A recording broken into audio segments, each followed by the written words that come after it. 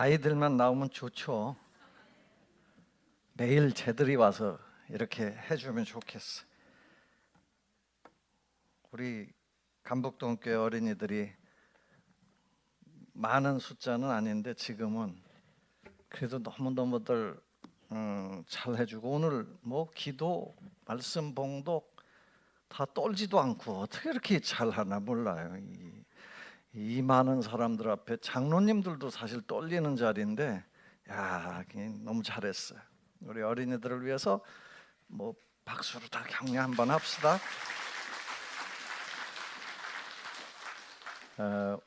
지난주에 이어서, 지난주는 어린이주일, 오늘은 어버이주일. 어린이주일, 어버이주일만 돌아오면 저는 좀 부담이 많이 돼.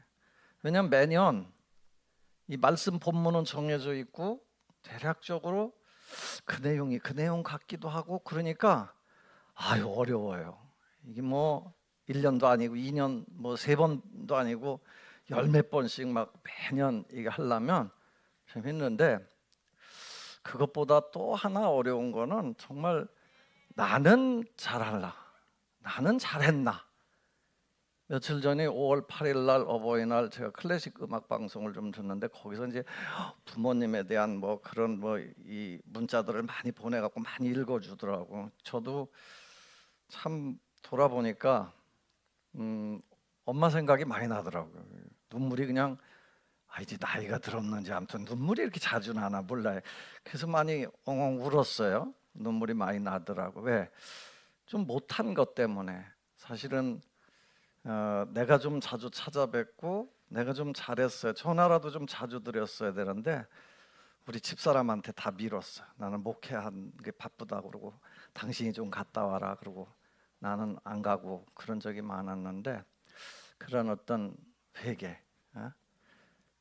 오늘 그냥 말씀 전하면서 나도 회개하는 마음으로, 그런 마음 가지면서 하나님의 말씀을 한번 들어보자는 거예요.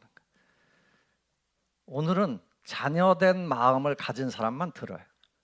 이거를 부모된 마음을 가진 사람이 듣고 너는 왜 이렇게 안 하냐 이렇게 들으면 안 되고, 지난주는 어버이 된 사람들의 마음을 가지고 들어서 자녀들에게 그렇게 하라는 말씀이었고, 오늘은 반대로 자녀된 마음을 가진 사람들이 우리 부모님들한테 어떻게 하면서 사는 게 좋을까라는 거예요.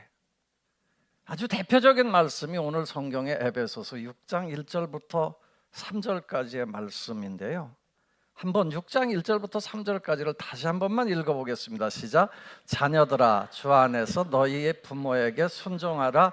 이것이 옳으니라. 네 아버지와 어머니를 공경하라. 이것은 약속 있는 첫 계명이니 이로써 네가 잘되고 땅에서 장수하리라. 아멘. 들리시죠? 너희 부모에게 순종해라. 이것은 옳다. This is right. 이것은 옳은 일이다 라는 거예요. 옳은 일이다. 그리고 부모를 공경해라. 네가 땅에서 잘되고 장수하게 될 거다. 다시 한번 이 말씀을 기억하시면서 여러분들의 이 마음속에 이것이 옳은 일이구나, 이것이 잘되는 길이구나라는 것들을 깨달아 알게 되기를 축원합니다. 사실 뭐 효도하다 복받은 얘기들은 많이 들어보셨을 텐데, 미국의 예를 한 2가지만 제가 알려드릴게요. 헨리 포드라고 그 자동차 만든 포드, 지금도 포드 회사가 있잖아요. 그분은 어렸을 때 그 엄마가 갑자기 너무 아픈 거예요. 그래서 그 엄마의 그 병을 고쳐주기 위해서 의사를 모시고 와야 되는데, 빨리 가야 되는데 방법이 없으니까 그 당시 빨리 가는 게 말이 제일 빨랐단 말이에요. 그 말을 타고 탁탁탁 갔다 왔는데 엄마가 돌아가셨어. 얼마나 후회가 되는지. 그때부터 머릿속에 어떻게 하면 빨리 달리는 뭐를 만들어 볼까, 그 생각만 하면서 살다가 자동차를 발견했대요. 이런 역사도 있잖아요.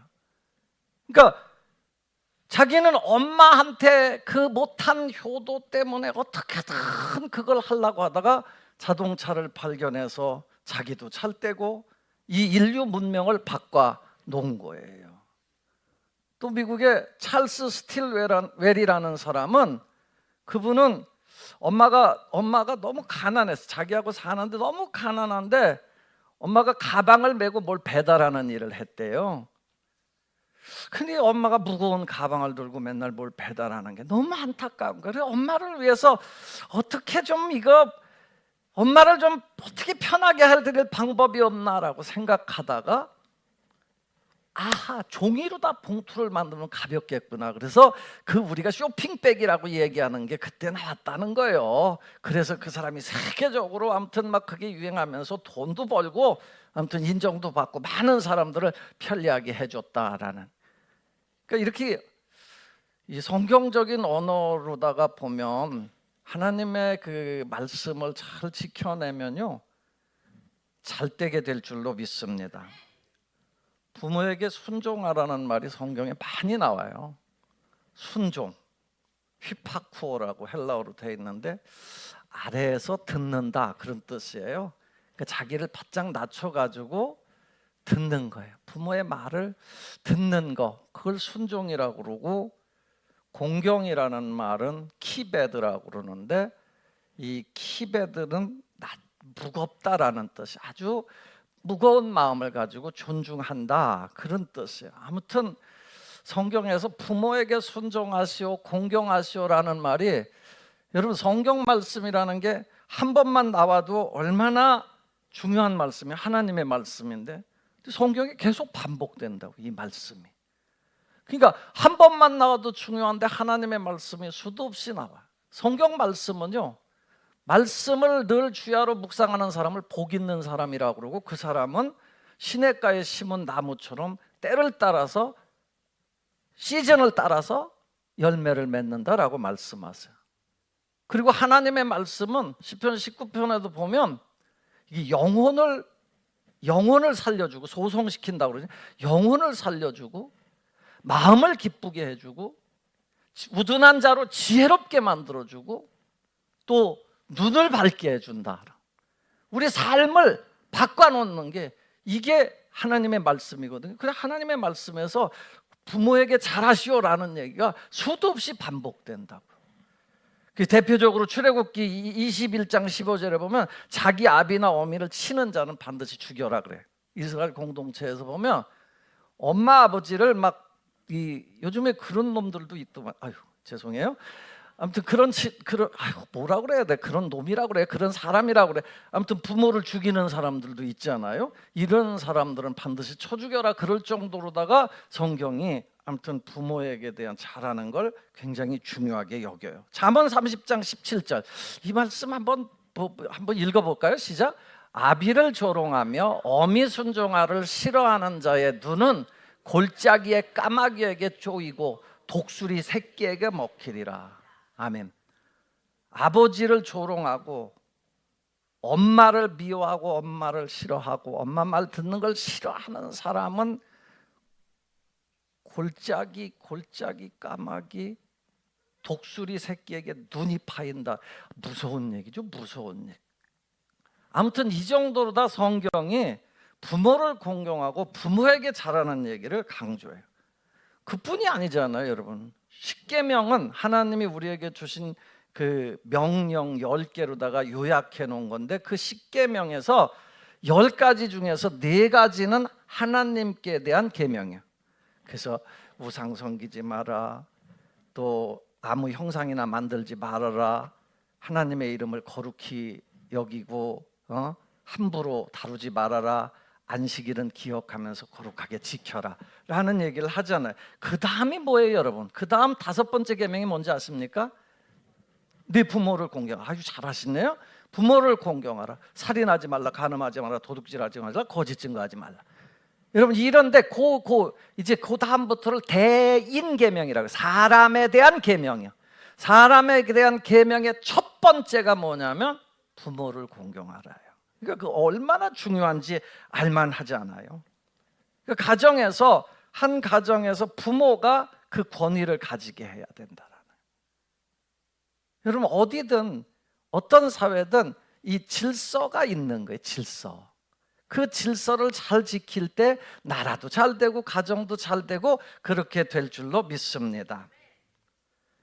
그리고 아까 읽었습니다만 이 부모에게 잘하는 건 약속이 붙어 있는 계명이다라는 거예요. 약속이 붙어 있다. 네 부모를 공경해라, 존경해라. 그러면 네가 잘 되고 땅에서 장수하리라. 부모를 잘 섬기면 잘 된다라는 거야. 마음부터 편해지고 삶 자체가 잘 된다라는 거지요.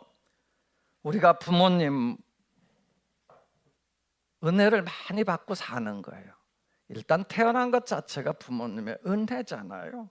그리고 사는 거예요. 살면서 자꾸 부모에게 잘하다 보면 선한 삶을 살게 된다고요. 그러다 보면 잘 될 수밖에 없다라는 거예요.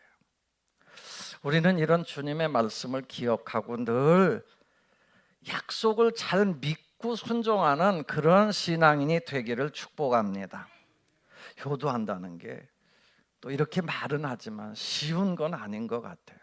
내리사랑이라고 그랬어요. 자식한테는 기가 막히게 해요. 우리가 뭐 늘 그 고민이에요. 자식한테는 막 간도 다 빼줄 수 있어. 그런데 이게 부모 위로는 잘 안 돼. 그게 희한해요. 그래서 부모가 전화하면 귀찮아. 그런데 애가 전화하면 그냥 좋아갖고 죽으려고 그러지. 이것도 말 표현은 아닌 것 같아. 아무튼 너무너무 좋아. 그냥 그 목소리 듣는, 전화 안 하면 막 속상해. 야, 내가 반성하는 게 그거예요. 내 딸이 전화를 안 하면 속상해. 근데 옛날에 우리 엄마가 나한테 왜 전화 안 했어? 그러면은 바빠 죽겠는데 뭔 전화를 자꾸 하라고 그러냐, 그런 생각을 속으로 했단 말이야. 나도 지금은 전화할 부모님도 없어요. 나는 그래서 이게 쉬운 건 아니구나. 그럼에도 불구하고 자꾸 연습하자라는 거예요. 뭐든지요, 연습을 해야 돼요. 훈련을 해야 돼요. 엑서사이즈를 해야 그게 습관도 되고 그러는 거예요. 전화하는 것도요, 여러분 하기 싫어도 한 번씩 해봐요. 아버지 안녕하세요. 어머니 잘 계셨어요? 저 바빠서 끊어요. 그래도 괜찮아요. 그냥 훈련을 자꾸 해보자라는 거예요. 어머니 고마워요. 아버지 감사합니다. 이렇게 자꾸 그런 걸 하자라는 거예요. 그리고 이제 뭐 물론 어린 자녀가 뭐 지금 뭐 중년 부모님을 이렇게 잘 돌봐주고 그런 개념은 아니고, 연세 드신 분들은 좀 돌봐야 돼. 돌반다라는 게 케어한다라는 거잖아요. 하나님이 우리를 돌보듯이 어른들을, 이제 나이가 들으신 어른들은 좀 돌봐드려야 돼요. 그게 우리 자녀된 도리다라는 거예요. 어렸을 때 우리가 돌봄을 당했다면 이제 어른들을 돌보고, 그리고 나아가서 부모를 위해서 기도해야 돼. 엄마는 나를 위해서 늘 머리에 손을 얹고 기도했는데 이제 그 부모를 위해서 내가 하나님 앞에, 내가 못하니까 하나님 우리 엄마를, 우리 아버지를 도와주세요. 보호해 주세요. 믿음으로 살도록 인도해 주세요. 지켜주세요. 이렇게 기도할 수 있으면 좋겠다라는 거예요. 그리고요, 이 부모님들, 어른들의 허물을 조금 이렇게 감쌀 수 있는 넉넉한 자녀들이 되기를 축복합니다. 이게 잘 안 되는 거잖아요. 이것도 어떻게 어른인데 그럴 수 있어? 아니요, 어른들도요 다 약점이 있고 그런 거예요. 특히요 가정이라는 거는, 제가 왜 가정에서 자꾸 이렇게 그 불협화음이 많이 날까라고 생각해 보면요, 가정이라는 데는 모든 게 다 드러나는데, 예를 들어서 아버지가 바깥에 나가면 얼마나 펌재고 다녀요? 그런데 집에 오면 안 그래. 집에 오면 옷도 훌렁훌렁 벗지, 밥 차려내라고 소리 지르지, 뭐 너희들은 뭐 하냐고 잔소리해야 되지. 그러면서 아버지는 하나도 못하는 것 같거든. 아니 약점이 많아. 근데 그게 인간이란 말이에요. 다 똑같아. 이거는요 엄마고 아빠고 다 똑같은 게, 부부가 결혼하면 왜 조금 실망을 해요? 다르거든. 연애할 때는 보면 뭐 얼마나 단장을 하고 이쁘게 하고 맨날 나오는데, 결혼을 하고 나면 집은 안 그래. 집은 다 풀어 헤치고 뭐 눈곱도 안 띄지. 어떤 때는 뭐 예? 화장 안 하고도 얼굴 생얼도 보여줘야 되지. 심지어는 화장실 드나드는 것도 다 봐야 되지. 그렇단 말. 아니 그게 가정이다라는. 인간이 가지고 있는 본능을 다 어쩔 수 없이 오픈해야 되는 게 가정이란 말이에요. 그러니까 때로는 약점들이 보여요. 그러나 그 약점을 약점으로 안지 말고 자꾸 이렇게 감싸고 허물을 싸주는 게 가정이에요. 그 자녀들도 마찬가지죠. 바깥에 나가면 잘하는 애들도 집에 오면 좀 풀어지는 경우가 있어요. 너무 집에 와서요 FM대로 살려고 하는 자녀들은요 그 스트레스가 속에서 쌓이는 거란 말이에요. 구약 성경에 보면 노아는 홍수 맞은 사람이에요. 그 노아의 방주 진 사람인데 그분이 이제 노아의 방주에서 다 하고 다 세상의 만물들이 다 죽고 그 가정만 살아남아서 이제 나왔어요. 그리고 이제 포도 농사를 졌는데 풍년이 들었어. 포도 농사 짓고 포도를 추수하고 나니까 이게 기분이 너무 좋아갖고 포도주를 먹었는데 좀 과하게 잡순 거예요. 그래갖고 술이 채가지고 그냥 몰래 가서 잤으면 됐는데 또 자는데 어떻게 하고 잤냐? 옷을 홀라당 벗고 잤네 아버지가. 그런데 그걸 누가 보냐면 노아의 자식이 아들이 3명, 함과 셈과 야벳이 3명인데 함이라는 아들이 들어가서 그걸 봤어. 너무 웃긴 거야. 아버지 그동안 권위도 대단하게 있었는데 빨가벗고 자거든. 하체도 드러내놓고. 그러니까 막 나와서 형제들 앞에서 야야야야야 이거 봐봐. 니네 아버지 그렇게 잘난 척 하시더니만 빨가벗고 주무신다 술 취해갖고. 그거를 셈과 야벳이라는 아들이 듣고 나서 자기들은 그 담요를 가지고 뒷걸음질 쳐갖고 가서 덮어드렸어요. 여러분 함은요 저주를 받았다고 성경이 얘기해요. 셈과 야벳은요 축복을 받았다라고 얘기를 해요. 뭔가 이렇게 남의 허물을 감출 줄 알고 특별히 부모님들의 허물을 감추고 싸매줄 수 아는 사람은 하나님의 축복을 받게 될 줄로 믿습니다. 자, 그런 의미에서 다시 한 번만 그 에베소서 본문 말씀을 한번 읽어볼까요? 여러분 머릿속에 그냥 아무튼 이게 그냥 방글방글 살다가 조금 속상하고 부모님한테 좀 내가 뭐 그런 것 같으면 이 생각을 하시란 말이에요. 한번 읽어보겠습니다. 시작. 자녀들아 주 안에서 너희 부모를 순종하라. 이것이 옳으니라. 네 아버지와 어머니를 공경하라. 이것이 약속 있는 첫 계명이니 이로써 네가 잘되고 땅에서 장수하리라. 아멘. 하나님의 말씀인 줄로 믿습니다. 아브라함이라는 분이 계셨죠. 믿음의 조상. 아브라함은 아들을 몇 살에 낳냐면 100살에 낳았어요. 100살에. 이게 가능한지 이렇게 사람의 어떤 그 인간의 본능이나 인간의 어떤 생존 그 능력 가지고는 불가능한 건데 하나님이 약속을 하시고 진짜로 100세에 그의 부인 사라는 90세에 오늘로 따지면 그 당시 한 뭐 130세, 140세까지는 살았었으니까 한 뭐 6, 70에 애를 낳았다고 보면 돼요. 아무튼 낳았어요. 그 아들 이름이 누구냐면 이삭이에요. 이삭. 근데 100세에 낳았는데 얘 이제 성경에 정확하게 나이는 안 나옵니다만 한 120세 정도 내지는 한 110 몇 년도에 어느 날 갑자기 하나님께서 아브라함을 부르시는데 아브라함아 그래요. 그래서 지가 여기 있어요. 뭐 말씀하세요. 그랬더니 야, 너 네 독자 이삭, 네가 사랑하는 아들 독자 이삭을 번제로 드려라. 번제라는 건 불에 태워서 제사 드리는 걸 얘기하거든요. 번제로 드려라 그러는 거예요. 그거 얼마나 고민이 되겠어요. 얼마나 이뻐. 눈에 넣어도 안 아플 아들인데 그것도 늦게 낳은 아들. 그냥 막 자기 자식보다 손자가 이쁘다. 지금 손자 나이 같은 애거든. 그게 너무 이쁜데 드리라는 거예요. 하나님의 명령 앞에 믿음의 조상인 아브라함이 그걸 순종해요. 그래서 그 아들도 데리고 그 모리아 산으로 가요. 3일 길을 가갖고 이제 번제를 드려야 되는데 아들은 그 하인들은 뒤에다 남겨놓고 아들하고 같이 그 나무만 지고 가는 거예요. 아들한테 그 나무를 지고 가면서. 근데 아들이 또 그때 물어보네. 아버지, 아니 우리가 제사 드리러 간다면서 번제에 드릴 제물은 어디 있어요? 아버지 가슴이 타들어가죠. 그때 아버지가 하는 얘기가, 아들아, 그건 하나님이 준비해 주시겠지. 그리고 갔어요. 가가지고 이제 번제를 드려요. 마지막에 뭘 올려놔야 돼요? 제물을 올려놔야 돼요. 아들이야. 어떻게 했겠어요? 아마 아들을 설득시켰을 거예요. 아들아, 사실은 내가 하나님을 여태까지 믿고 하나님께서 너를 약속하셔서 내 100살에 너를 얻었단다.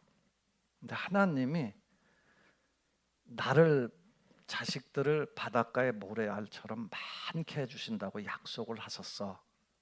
그런데 너를, 웬일인지 모르겠는데 너를 번제로 드리라고 그랬다. 나는 지금까지 하나님이 약속하신 것을 그대로 된 걸 수도 없이 받고 그런 믿음으로 살았다. 어떡할래?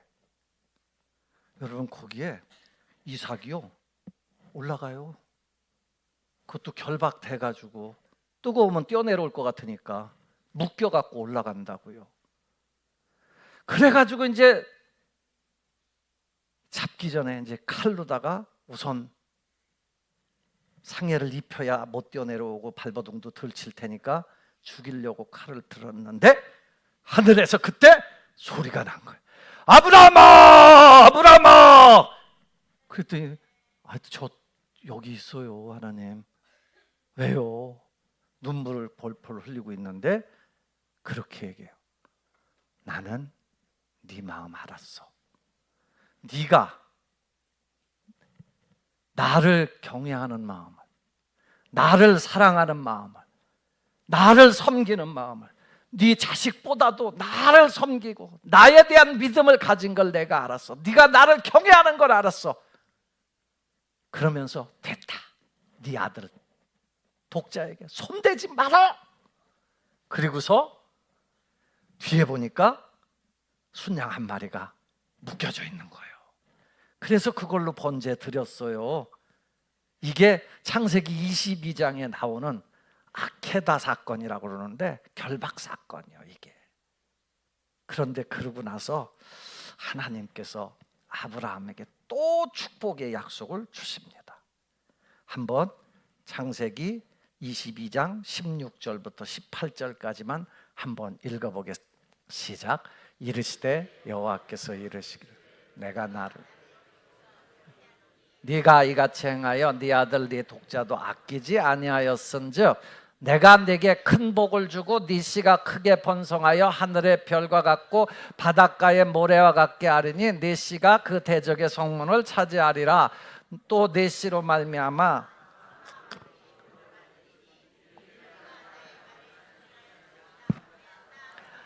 아멘. 아브라함은 이 사건 때문에 하나님께서 야, 너 나 경외하는 걸 내가 알았어. 너 이쁘다. 그뿐만 아니라 너 내가 복 줄게. 또 네가 복의 근원 되게 할 거고 천하 만민이 너 때문에 복 받게 해줄게. 이런 축복을 받게 된 줄로 믿습니다. 그런데 아브라함만 복 받은 게 아니더라는 거예요. 제가 오늘 하려고 하는 얘기를 짧게 그 얘기를 하려고 그래요. 그 아들 이삭이 또 복을 받았어요. 여러분, 그 아들 이삭은 지금 한번 보세요. 17살이라고 칩시다. 18살이라고 칩시다. 아브라함은 117, 8세라고 칩시다. 누가 힘이 세요? 누가 힘이 세요? 장로님, 저기 손자 누구지? 석환이하고 하면 누가 힘이 세세요? 이 솔직한 얘기 아니요?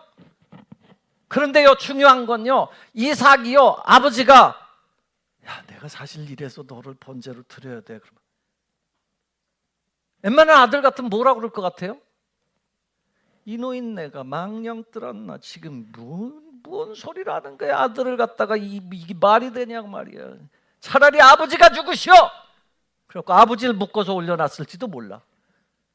그런데요, 성경에 자기가 올라갔다는 거예요. 이삭이 아무 소리도 안 하고. 하나님이 그러셔요? 그래요, 저도 그렇게 할게요. 올라갔다는 거예요. 여러분 왜 그랬을까요? 아버지가 믿는 하나님을 나도 믿는다라는 고백이에요. 그게 하나님이, 아브라함이 나는 내 아들 이렇게 드리지만 하나님이 무슨 뜻이 계실 걸 믿습니다. 히브리서 11장 19절에 보면 그 얘기가 나와요. 그는 자기가 하나님이 능히 이삭을 죽은 자 가운데서 다시 살리실 줄을 생각했다라는 거예요. 이 믿음이 이삭에게도 있었다라는 거예요. 여러분 이게 주 안에서 순종하는 거예요. 하나님의 말씀이, 하나님의 약속이, 아버지에게 일어난 약속의 말씀이 내게도 일어날 걸 믿는 믿음을 가졌기 때문에 이런 은혜를 입게 된 줄로 믿습니다. 그리고 나면 쭉 가면 창세기 26장에 보면 이삭에 대한 얘기가 쭉쭉 나오는데, 이삭은요 별거 안 했는데요 하나님께서 복을 주세요. 그 얘기는 뭐냐면 하나님의 약속에 믿고 살았다라는 거예요. 그리고 어떤 복을 줬냐? 하나는요 형통의 복이에요. 여러분 창세기 26장에 보면 흉년이 들었어. 아브라함 때에도 흉년이 있었고 자기 때에도 흉년이 있었는데 26장 11절에 가면은 12절 13절에 가면은 뭐라고 말씀하시는지 한번 봐봐요. 한번 12절 13절만 한번 읽어보겠습니다. 시작. 이삭이 그 땅에서 농사하여 그 해에 100배나 얻었고 여호와께서 복을 주심으로 그 사람이 창대하고 왕성하여 마침내 거부가 되었다. 할렐루야. 무슨 얘기냐면 흉년 들었어. 다 힘들어. 너무 어렵고 힘든데 이삭의 삶을 100배나 축복하신 줄로 믿습니다. 이게 성경이 전해주려고 하는 거예요. 이 순종하는 자식에게 이런 은혜가 있더라라는 거예요. 또 한 말씀이 그 다음에 가면 나오는데, 이삭이요 얼마나 가슴이 넓은 사람이 됐느냐 하면 하나님의 약속만 있으면 산다라는 거예요. 그러니까 자기가 아버지 때 파는 우물을 파고 나면 블레셋 사람들이 와서 메꾸는 거예요. 그러면요 얼마나 열이 받았겠어요. 자기가 애써서 파놨는데 뺏기는데, 이게 막 하나님 앞에서도 막 너무너무 속상할 텐데, 아니 그래 그럼 그거 너 가져. 또 딴 데 가서 파. 또 물 나왔어.